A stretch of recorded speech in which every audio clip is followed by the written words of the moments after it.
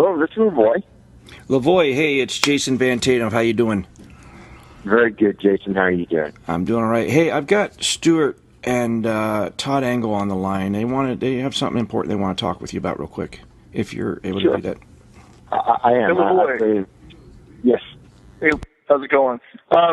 Good. I mentioned on the radio we were talking about the sheriffs.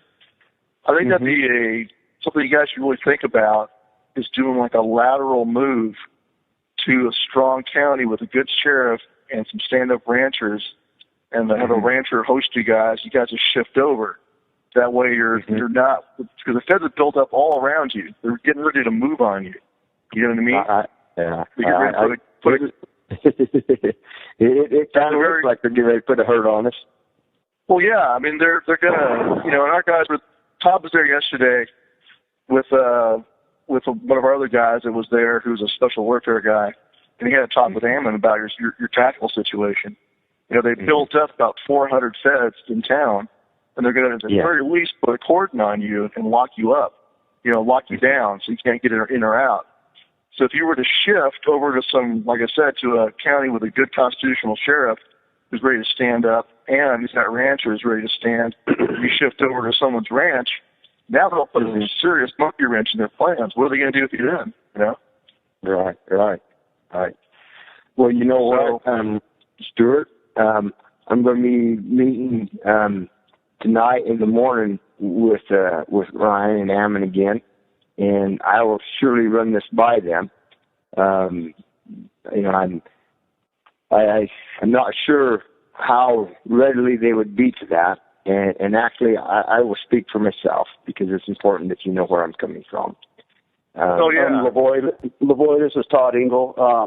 I was one of the guys at the meeting yesterday with Ammon and Buddha.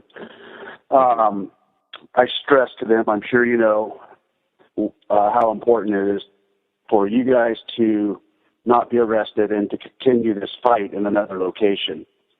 You guys are too valuable to all the ranchers in the whole entire western half of the country for us to lose you guys as basically the George Pattons of the resistance here. Don't put us there. We're just rednecks. Oh, I know, but you're no longer just a redneck.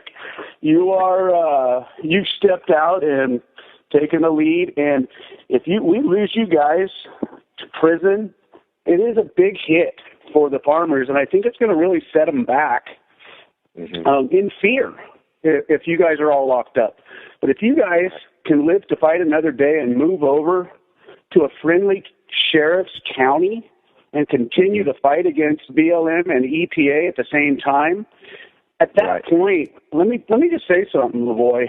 At that point, if you guys were to do that, I'm pretty sure I could round up some pretty seriously armed dudes to come and hang out with you guys. And that's kind of nice. It wouldn't be like the kind of guys you have right now. I was there yesterday. But you would have the support. It would be a great tactical and yet strategic movement just to pop smoke on that location, because you're now constructing your Alamo in your own prison, and it's almost done here. If you guys were able to move over into a friendly sheriff, go ahead. If you were able to move over into the county of a friendly sheriff and continue the fight, you would do more goods for those ranchers in Harney County from Utah than you will do for those ranchers in Harney County from prison.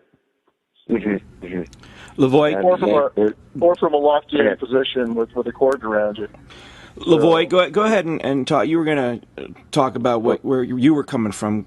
Please. Well, this is something that as soon as this 8 o'clock that we have every morning, that I will bring to them all and express these concerns and these options and the advantages that they do bring.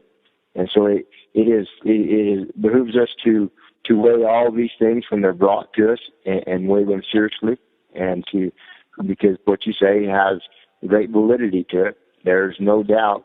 We truly recognize that they are bringing in a pretty tight perimeter, and that that hum right above us that never moves. I wonder what kind of a aircraft that is, but it's been there like for an hour and a half, just sitting above us. I'm assuming. What is it, Lavoy? Explain that to me. What is it? Well, you hear the props, and it doesn't travel. You might hear a little bit of a circle over us, but it's pretty much dead. Do you feel it's a drone or a plane? Well, no, a plane would be traveling, going somewhere. But see, the planes, if they fly over us all day long, they make a loop. But this one sits in a tight circle, just kind of straight. So it's a drone. And are they doing it all night right now? Are they doing it all night to you guys? Mm-hmm. Yeah. Let me tell you what that is, Lavoy. That is a thermal sensor up there, and they're looking for exactly where all of your security elements are at night. Mm-hmm. Yes. And once they have that all penciled in, then it can be go time any moment. Yeah. Just in your own opinion, I'm just kind of probing here from looking on the outside in. We're looking from inside out. What kind of a time frame would you give this before it goes hot? Days. They can cordon you, Lavoy, tonight. That is there's a possibility, but my guess would be anytime after tomorrow evening. They're going to do it late at night so that all of the people who haven't started to call that place home have left, including the neighbors, the media. But I would say tomorrow night is good because they know the cycle of PPN, that they all have to go home during the week. Right. And they're going to want to do it at the lull, where everybody's gone home, and for them to just turn right around and come back would be even a bigger hardship. If they do it on Thursday, we've all had some rest at home. Stuart, from tomorrow night, you're probably in peril.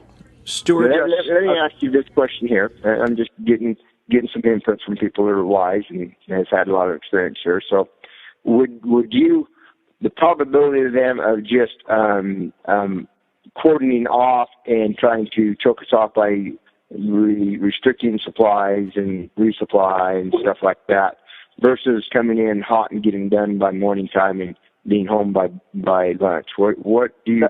No, that's doubtful. I think they're going to cordon you guys off. No one will get in or out. Your media will cease. They'll probably shut your cell phones off completely, and they'll start to scare you to death. At this point, once they do that, they're not just going to fly a drone over you guys at night. They're going to start to fly choppers over the top of you. You guys are going to start to really get concerned about your health. They're going to start to scare you. They don't have to raid you necessarily, but when you start seeing choppers flying over the top of that place at 3 or 4 in the morning, how much sleep are you guys going to get? Hey, Lavoy. Yes. Lavoy, this is Stewart. So that the problem is we don't know what they're going to do. They might do a raid, because what they want to do, one way or the other, is shut down what you're doing in other places. You're starting a brush fire that's going to spread. They're going to want to stomp it out. And that's the problem, is that you are the brush fire source, right? So stay right there. They're going to shut you down one way or the other.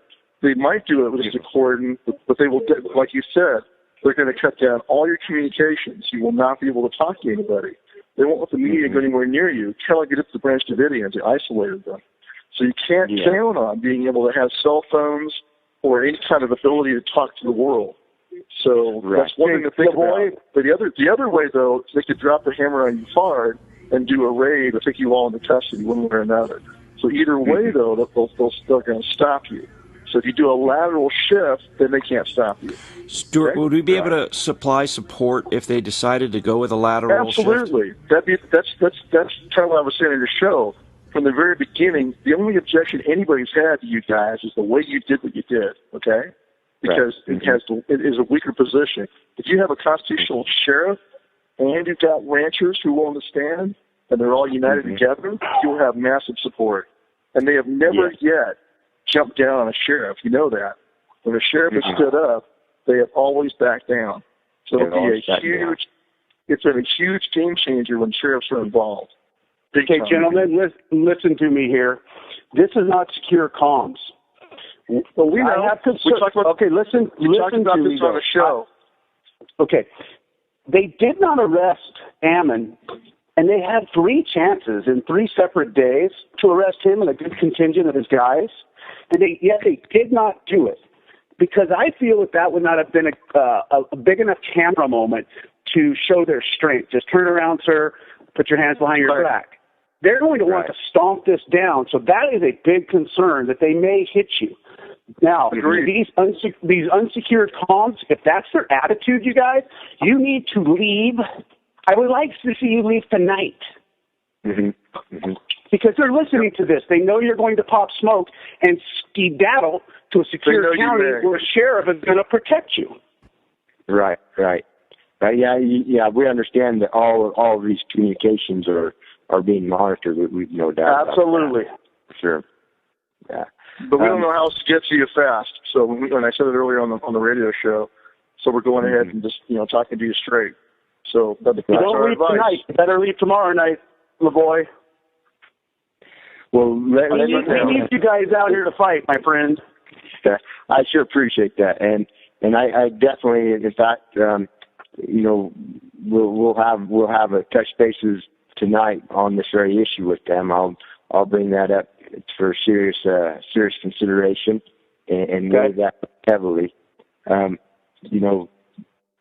definitely some people here that I would like to have out of here more quickly. I would like to have. There's a young family that came in. I would really like to see them move out first thing in the morning. And at the latest. Yeah, and so I'm actually out from when I go from here. I got to do just a few other things. I'm supposed to be over there to headquarters, and I'll speak to them about that, and then again we'll address it more direct head on in the morning too with the full team. Okay, right. We're praying for you, Lavoy. Okay. Look at it like it's a matter of strategy. You do what your enemy is not ready for you to do. Yeah, everything you say, I see the wisdom in all of that, and so believe me, I do. And so we will sit down and put some serious consideration in exactly what you're saying. Right, good to go. Lavoy, thank you for taking my call and listening to us. I know you're getting them from everywhere, and it was out of the blue, so I appreciate it. I hope you know that we're coming from a place of honor and just wanting to do the right thing. You bet, and I do appreciate it. And so we'll stay in touch, and this is something that we'll know pretty quick here. And so thanks again for all your prayers. Thanks again for all your support. And thanks, sir. We'll soon. All right. And if you do decide have a good night. You'd like to move and you want that support, you get a hold of me and we'll make that happen. Okay. Absolutely. Thanks. All right. Good night. Bye. Good night. All right. Thanks, guys. I'm going to have to do it with my wife, so I got to go, but I can call you guys back later on. All right. Bye. All right, bye.